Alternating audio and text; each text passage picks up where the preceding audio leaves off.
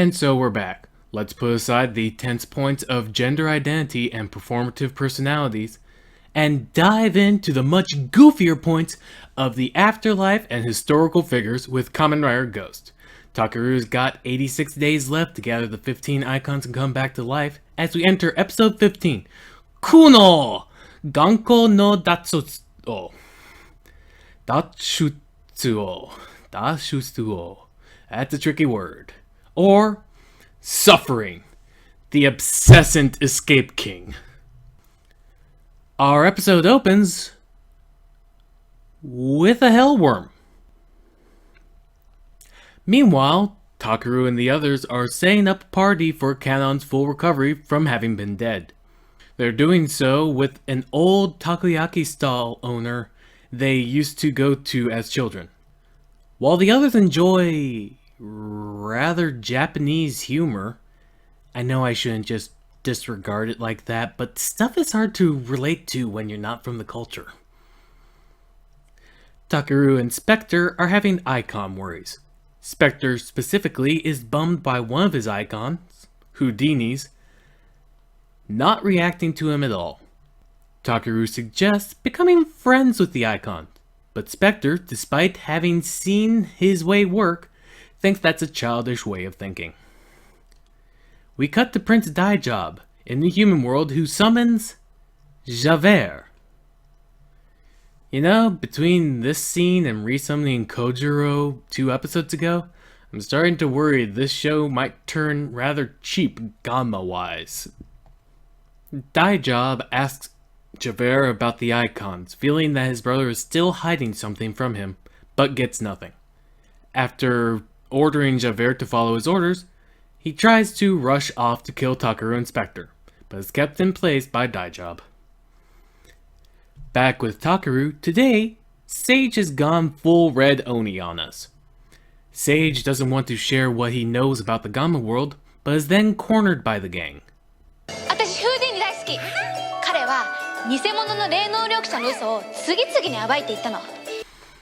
Of course that'd be why she loves Houdini. Still, at least it's accurate. And then, Sage vanishes in a puff, just in time for Onari's students to tell them a dragon's been sighted. Back with Spectre, while Kanon is thanking the old stall owner for the takoyaki, Daijob appears to have a talk with Spectre. Daijob threatens Kanon, however, when Spectre does not waver, he is attacked by Javert. Spectre is not doing well alone, however Kanon appears, having gotten Takeru for help. Takeru blasts away the rubble Spectre was buried under. However, Spectre still wants to go it alone and gets knocked out of his armor. Takeru has a bit more luck against Javert, but Javert doesn't even seem to be fighting back, as if he's waiting for something. However, Javert is pulled back by Daijob before the fight can really get going, and the two depart. And then Javert reappears and kidnaps Kanon.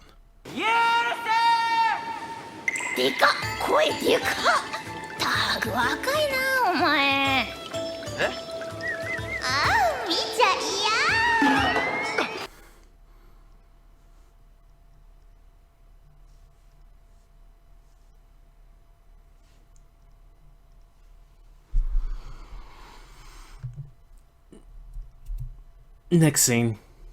While searching, a Ganma icon floats to Spectre, showing him where Javert wants him to show up. In frustration, Spectre tries to force the Houdini icon to answer his demands, landing him in chains and somehow attacked by his own rider bike. Takeru and Akari find Spectre facing his bike, but he tells them to stay out of his trial, despite how poorly it seems to be going. Eventually, Spectre is able to grab hold of his bike, finally making it stop and heading off to the point shown to him. Despite still ghost-chained, Spectre engages Javert, and the chains disappear after he's transformed. Pooh. Takeru and Akari also show up, but Takeru wants to keep his word and not interfere with Spectre's wish to save his sister with his own hands. While Takeru's resolve seems to please Musashi, it bores Javert, who I guess fuses with the Sky Worm and threatens Kanon, before attacking Spectre and burying him under more rubble. This is enough to get Takaru into action. Under the rubble, Spectre again says he won't give up, which pleases Houdini finally, allowing him to tap into the icon's power.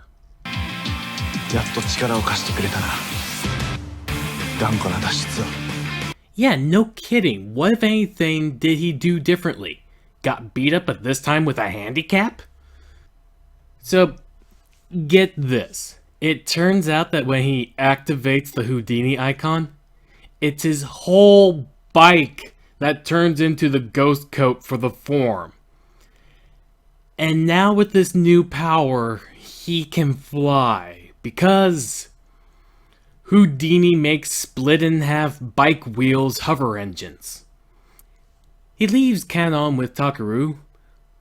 Look at those things, I don't even think the wheels spin! And he goes off to fight the Javert Skyworm.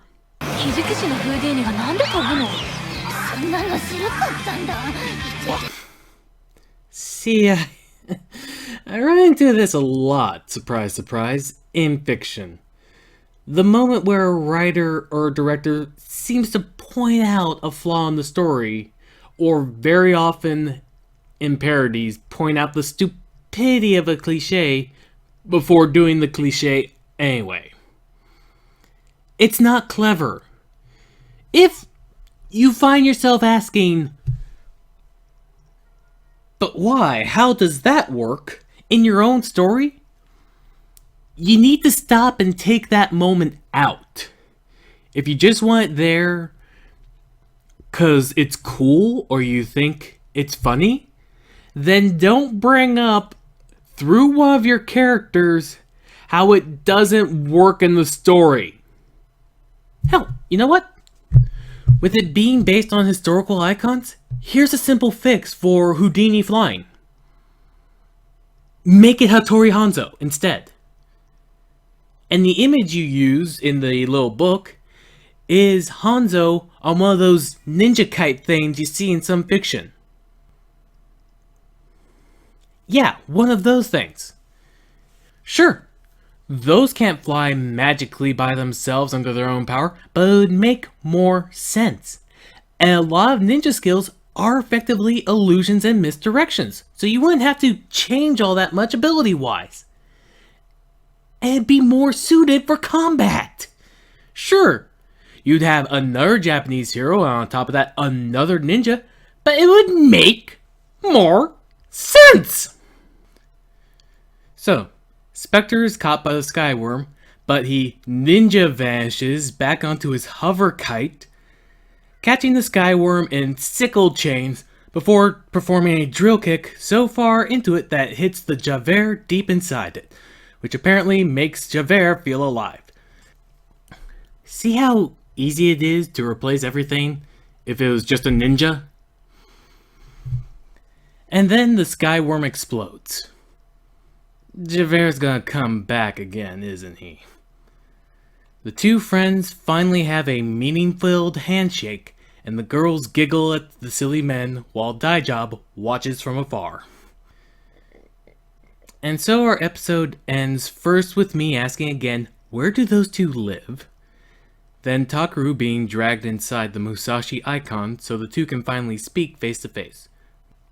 Musashi tells him to speak sincerely to the other icons, but that they may not all wish to help him. Do all the icons know each other personally in this? And lastly, back in the Gamma world, we get a peek at a new Rider icon. And that was episode 15 of Kamen Rider Ghost. The new form makes no sense. And that the oddness of it being Houdini is so fixable by just changing what hero it was, I think is what drives me nuts about it here.